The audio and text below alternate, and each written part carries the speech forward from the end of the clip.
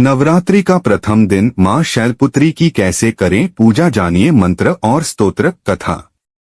नमस्कार दोस्तों, राधे राधे, जय श्री कृष्णा। दोस्तों, नवरात्रि के प्रथम दिन मां शैलपुत्री की पूजा होती है। शैलीपुत्री हिमालय की पुत्री हैं। इसी वजह से मां के इस स्वरूप को शैलपुत्री कहा जाता है। इनकी आराधना से हम सभी मनोवांछित फल प्राप्त कर सकते हैं। मां शैलपुत्री का प्रसन्न करने के लिए यह ध्यान मंत्र जपना चाहिए। इसके प्रभाव से माता जल्दी ही प्रसन्न होती हैं और भक्त की सभी कामनाएं पूर्ण करती हैं। नवरात्र में जो भक्त जिस मनोभाव और कामना से श्रद्धापूर्ण विधि विधान के साथ मां भगवती की आराधना एवं पूजन करता है, उसी भावना और कामना के अनुसार मां का आशीर्वाद प्राप्त होता है। मां दुर्गा को सर्वप्रथम शैलपुत्री के रूप में पूजा जाता है। हिमालय के घर पुत्री के रूप में जन्म लेने के कारण इनका नामकरण शैलपुत्री के रूप में हुआ। मां शैलपुत्री का पूजन जीवन में सफलता के उच्चतम स्तरों को पाने के लिए किया जाता है। जीवन में प्रत्येक क्षेत्र में सफलता के लिए सर्वोच्च शिखर पर पहुंचने की शक्ति पर्वत कुमारी मां शैलपुत्री प्रदान करती है।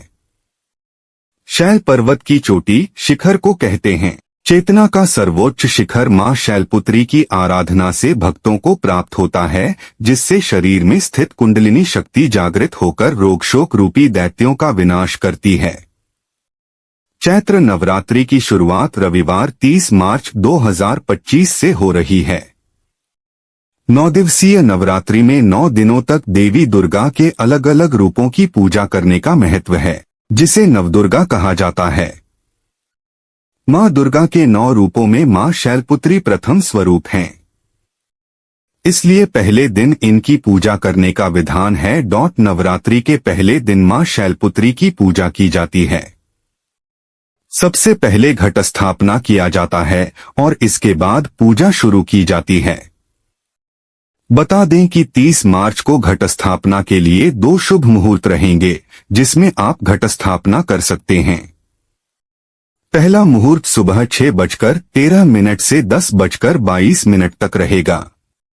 इसके बाद अभिजित मुहूर्त सुबह 11:59 से दोपहर 12:49 तक है। शैलपुत्री माता के एक हाथ में त्रिशूल तथा दूसरे में कमल का फूल रहता है। इनका वाहन वृषभ अर्थात बैल है। मां का यह स्वरूप लावण्यमयी एवं अति रूपवान है।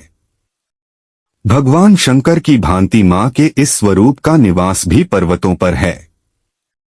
योग शास्त्र की पुस्तकों में इनका स्थान प्रत्येक प्राणी में नाभि चक्र से नीचे स्थित मूलाधार चक्र को बताया गया है। यही वह स्थान है जहां आद्य शक्ति कुंडलिनी शक्ति के रूप में रहती है। इसलिए नवरात्र के प्रथम दिन देवी की उपासना में योगी अपने मन को मूलाधार चक्र में स्थित करते हैं। इसी स्थान से योग साधना का प्रारंभ होता है। मां का यह रूप साधक को साधना में लीन होने की शक्ति, साहस एवं बल प्रदान करता है, साथ ही आरोग्य का वरदान भी देता है। मां शैलपुत्री का भोग। मां शैलपुत्री को सफेद एवं लाल रंग की वस्तुएं बहुत पसंद हैं, इसलिए नवरात्र के प्रथम दिन इस स्वरूप के समक्ष सफेद या लाल रंग के पुष्प अर्पित कर लाल सिंदूर लगाएं। गाय के दूध से बने पकवान एवं मिष्ठान का भोग लगाने से मां खुश होकर भक्तों की मनोकामनाओं को पूर्ण करती हैं। साथ ही भक्त के घर की दरिद्रता को दूर करके उसके घर के सभी सदस्यों को रोग मुक्त करती हैं। सबसे पहले मां शैलपुत्री की तस्वीर स्थापित करें और उसके नीचे लकड़ी की चौकी पर लाल वस्त्र बिछाएं। इसके ऊपर केशर से शन लिखें और उसके ऊपर मनोकामना पूर्ति गुटिका रखें। तत्पश्चात हाथ में लाल पुष्प लेकर शैलपुत्री देवी का ध्यान करें। नवरात्र में 9 दिन व्रत रहकर माता की पूजा भक्ति के साथ की जाती है। ऐसा इसलिए क्योंकि कुछ नवरात्र में सिर्फ पहला और आखिरी व्रत रखते हैं। जो लोग 9 दिन व्रत नहीं रह पाते वे सिर्फ माता शैलपुत्री का पूजन कर नवरात्रि का फल पा सकते हैं। पहले दिन मां शैलपुत्री की पूजा पूरे विधि विधान से करने के लिए सबसे पहले उस जगह को पहले साफ करें और उस लकड़ी के एक पाटे पर मां शैलपुत्री की तस्वीर रखें। उसे शुद्ध जल से साफ करें। चौकी पर श्री गणेश, वरुण, नवग्रह, षोडश मातृका, 16 देवी, सप्तघृत मातृका, 7 सिंदूर की बिंदी लगाएं की स्थापना भी करें। कलश स्थापित करने के लिए लकड़ी के पाटे पर लाल कपड़ा बिछाएं। फिर उसमें शुद्ध जल भरें, आम के पत्ते लगाएं और चौकी पर चांदी, तांबे या मिट्टी के घड़े में जल भरकर उस पर नारियल रखकर कलश स्थापना करें। इसके बाद उस कलश पर रोली से स्वास्तिक का निशान बनाएं। अब उस कलश को स्थापित कर दें। नारियल पर कलावा और चुनरी भी बांधें। अब मां शैलपुत्री को कुमकुम लगाएं।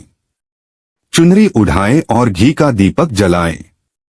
अग्यारी में सुपारी, लौंग, घी, प्रसाद इत्यादि का भोग लगाएं। इसके बाद व्रत पूजन का संकल्प लें और वैदिक एवं सप्तशती मंत्रों द्वारा मां शैलपुत्री सहित समस्त स्थापित देवताओं की षोडशोपचार पूजा करें। इनकी पूजा में सभी तीर्थों, नदियों, समुद्रों, नवग्रहों, दिक्पालों, दिशाओं, नगर देवता, ग्राम देवता सहित सभी योगिनियों को भी आमंत्रित किया जाता है। मां शैलपुत्री की कथा पढ़े। साथ ही मां शैलपुत्री के मंत्र का उच्चारण भी करें। मंत्र इस प्रकार है। ऐहरी क्ली चामुंडाय विच्चे शैलपुत्री देव्यै नम।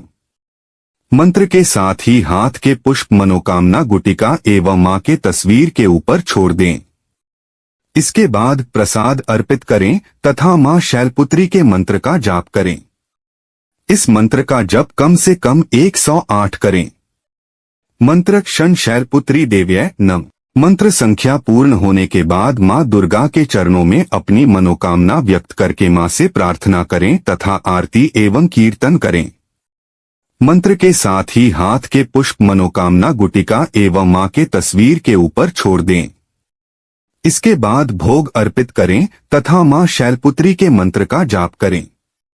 यह जप कम से कम 108 होना चाहिए। ध्यान मंत्र वंदे वाञ्छित लाभाय चंद्रार्धकृत शेखरा वृषारूढ़ा शूलधरा शैलपुत्री यशस्विनी, अर्थात देवी वृषभ पर विराजित हैं। शैलपुत्री के दाहिने हाथ में त्रिशूल है और बाएं हाथ में कमल पुष्प सुशोभित है। यही नवदुर्गाओं में प्रथम दुर्गा है। नवरात्रि के प्रथम दिन देवी उपासना के अंतर्गत शैलपुत्री का पूजन करना चाहिए। स्तोत्र पाठ। प्रथम दुर्गा त्वन्हि भवसागर तारिणी, धन ऐश्वर्य दायिनी शैलपुत्री प्रणमाभ्यम, त्रिलोचनी त्वन्हि परमानंद प्रदीमान, सौभाग्यरोग्य दायिनी शैलपुत्री प्रणमाभ्यहें, चराचरेश्वरी त्वन्हि महामोह विनाशिन, मुक्ति भुक्ति दायिनी शैलपुत्री प्रणमाम्यहें। मां शैलपुत्री साधना मंत्र। शैलपुत्री देवी प्रथम दुर्गा स्वरूप हैं। इनकी उपासना के लिए साधक इस मंत्र का जाप नवरात्रि के प्रथम दिन कर सकते हैं। दोस्तों आइए अब सुनते हैं प्रथम दिन की मां शैलपुत्री की कथा। देवी दुर्गा के 9 रूप होते हैं। दुर्गा जी पहले स्वरूप में शैलपुत्री के नाम से जानी जाती हैं। ये ही नवदुर्गाओं में प्रथम दुर्गा हैं। पर्वतराज हिमालय के घर पुत्री रूप में उत्पन्न होने के कारण इनका नाम शैलपुत्री पड़ा। नवरात्र पूजन में प्रथम दिवस इन्हीं की पूजा और उपासना की जाती है। इस प्रथम दिन की उपासना में योगी अपने मन को मूलाधार चक्र में स्थित करते हैं। यहीं से उनकी योग साधना का प्रारंभ होता है। एक बार प्रजापति दक्ष ने एक बहुत बड़ा यज्ञ किया। इसमें उन्होंने सारे देवताओं को अपना अपना यज्ञ भाग प्राप्त करने के लिए निमंत्रित किया, किंतु शंकर जी को उन्होंने इस यज्ञ में निमंत्रित नहीं किया।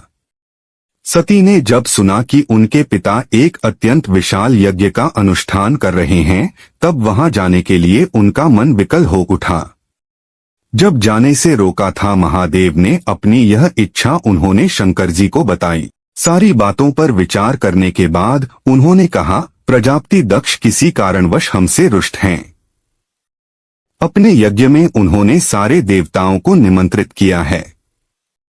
उनके यज्ञ भाग भी उन्हें समर्पित किए हैं, किंतु हमें जानबूझकर नहीं बुलाया है, कोई सूचना तक नहीं भेजी है। ऐसी स्थिति में तुम्हारा वहां जाना किसी प्रकार भी श्रेयस्कर नहीं होगा।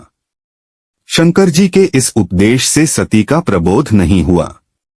पिता का यज्ञ देखने, वहां जाकर माता और बहनों से मिलने की उनकी व्यग्रता किसी प्रकार भी कम न हो सकी। उनका प्रबल आग्रह देखकर भगवान शंकर जी ने उन्हें वहां जाने की अनुमति दे दी। किसी ने नहीं की प्रेम से बात। सती ने पिता के घर पहुंचकर देखा कि कोई भी उनसे आदर और प्रेम के साथ बातचीत नहीं कर रहा है। सारे लोग मुंह फेरे हुए हैं। केवल उनकी माता ने स्नेह से उन्हें गले लगाया। बहनों की बातों में व्यंग्य और उपहास के भाव भरे हुए थे। परिजनों के इस व्यवहार से उनके मन को बहुत क्लेश पहुंचा। उन्होंने यह भी देखा कि वहां चतुर्दिक भगवान शंकर जी के प्रति तिरस्कार का भाव भरा हुआ है।